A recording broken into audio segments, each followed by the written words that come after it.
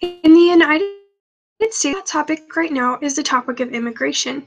With the recent election of Donald Trump as the President of the United States of America, there's been a lot of discussion regarding President Trump's stance on many of the immigration policies that are in place currently. One in particular that has received a lot of attention is his cancellation to the DACA, or Deferred Action for Childhood Arrivals, executive order put in place by Barack Obama in 2012.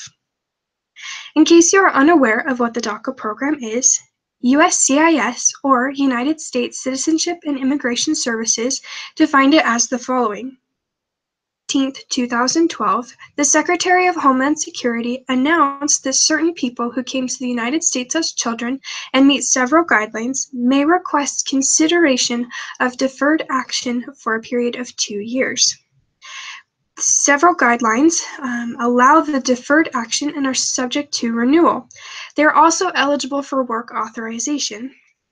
Deferred action is a use of prosecutorial discretion to defer removal action against an individual for a certain period of time. Deferred action does not provide lawful status. The goal of the program was to give some privileges to those who did not choose to come here, but were brought to the United States as children. This order was very controversial at the time, and under the direction of the Trump administration has been revoked. Currently, Trump wants to revoke the DACA program and force thousands of people to leave the United States.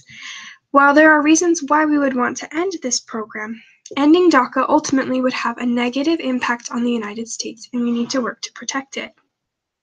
In order to understand why the DACA program is such a benefit to the United States, we need to understand how someone becomes considered for the program.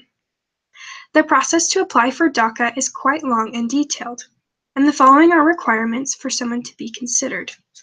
They need to have been under the age of 31 as of June 15, 2012. They need to have come to the United States before reaching their 16th birthday.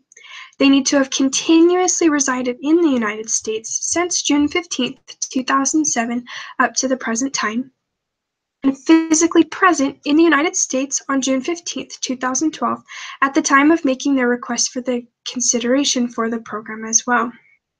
They need to have had no lawful status since June 15, 2012, and they need to have been currently in school, have graduated or obtained a certificate of completion from a high school, or have obtained general education development certificate. And lastly, they need to have not been convicted of a felony, significant misdemeanor, or 3 or more other misdemeanors, and do not otherwise pose a threat to national security or public safety. Each of these requirements helps the Department of Homeland Security decide if someone qualifies for the program and evaluates if they would be a safe candidate. After being accepted, DACA people are given work authorization called a card called the EAD, or an employment authorization document. They're also permitted to obtain a driver's license and enroll in college. This program gives allowances of 2 years at a time and requires constant renewal should the individual want to stay in the United States. The fact that the program process is so refined and particular is one of the good things about the DACA program. It allows only a select group of people to stay, and there are quite a few limitations. By selecting only the people who truly need this, the government was not putting our country in any risk of danger.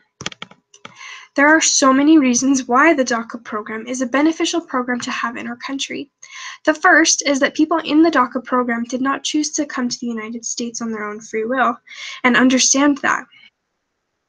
In order to maintain their status here, and they work and they contribute to society. Senator Al Franken from Minnesota said that they're our friends, our coworkers, and our neighbors, and they make enormous contributions to the economy of the entire country. Right.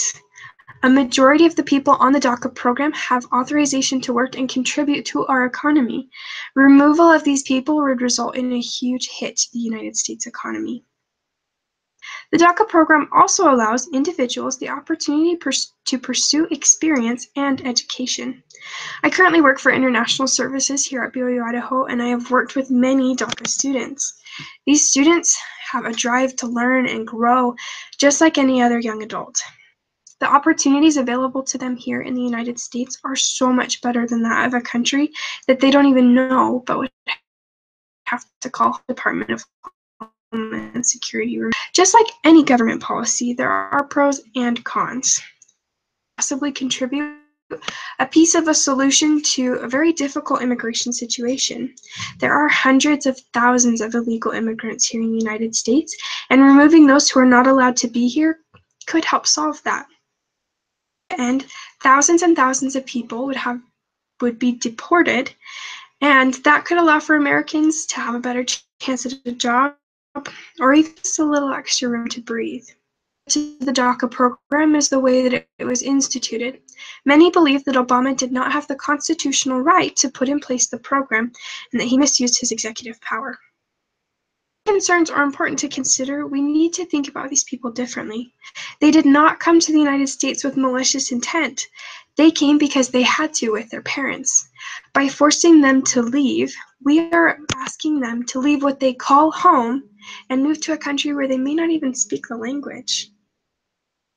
According to an article on CNN, at least 700,000 people would have their lives upturned, and at least 1,000 people per day would lose their status here in the United States.